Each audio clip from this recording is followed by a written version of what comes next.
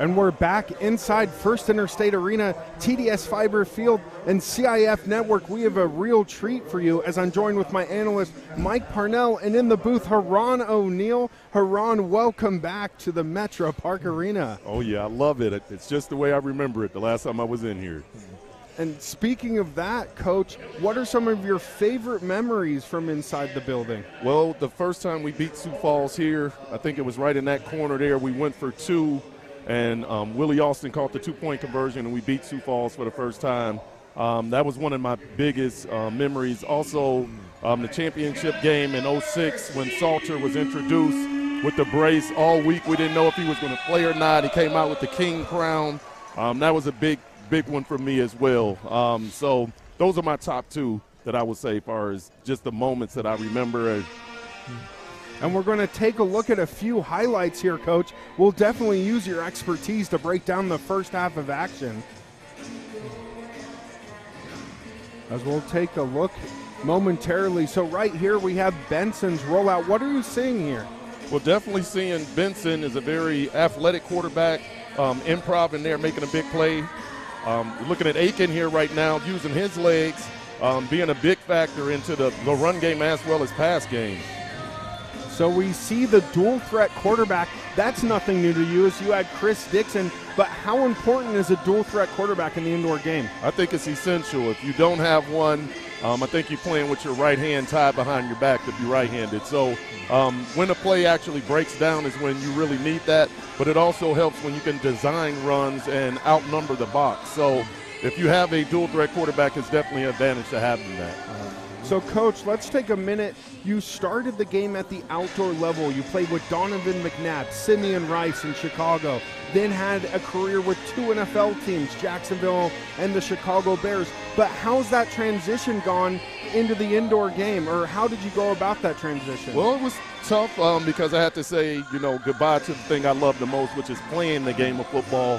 I was actually preparing to become an NFL scout, and the agent that I had at the time, Jared Lane, said, no, I'm not going to give up on you. I think you should try coaching. And he got me a job with the Casper team in Wyoming, and was a D coordinator there, and was lucky enough that, everybody saw what I can do and gave me an opportunity to come here, seeing things in myself that I didn't even see in myself. So I thank Mike Parnell and the ownership group for that.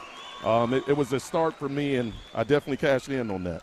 So one of the reasons that Heron was so attractive to us is teams always had great defenses. And when they came and played the Outlaws one time, we went in to clean up the visitors' locker room, which was always a mess. And Heron had already cleaned it all up. We thought, you know what? He teaches defense, and he's got great character, and he was our first and only choice for head coach. One of the best decisions we made. So.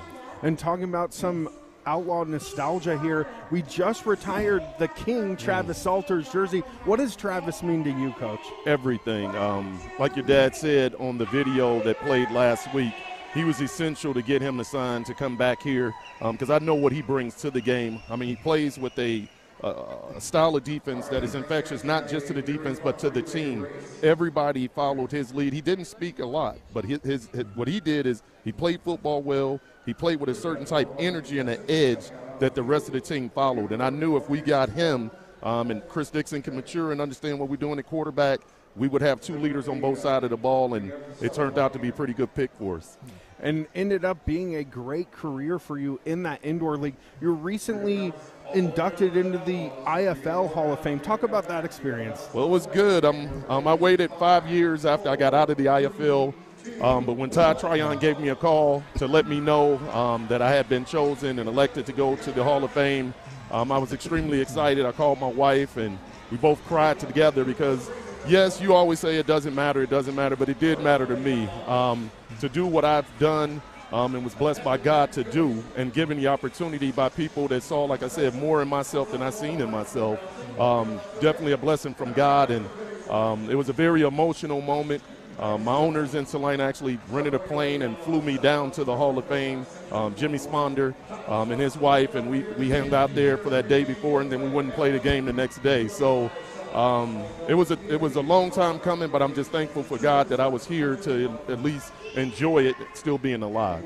So after a very successful and illustrious career in the IFL, you end up in the Champions Indoor Football. New challenge, new team. Talk about your success with Salina.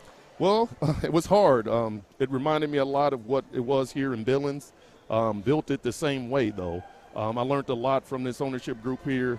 Wally, Mike, Adam, Sherry, all of those guys. You know, I was young. I was only 29 years old, so I was soaking things up. They may have not thought that because I was kind of crazy a little bit there, but they kept me in line and they kept me focused, and I picked up a lot of traits from there, and I bring it to each team that I go to give pointers to the front office to here's the things that work for us in Billings. It's always been my go-to. I don't ever say anywhere else. I say Billings because the most success I've ever had was here in Billings. And one thing, Merrick, that I learned shortly being around Coach O'Neal, whether it was practice, and especially in games, is he would tell you that he hates to lose more than he loves to win.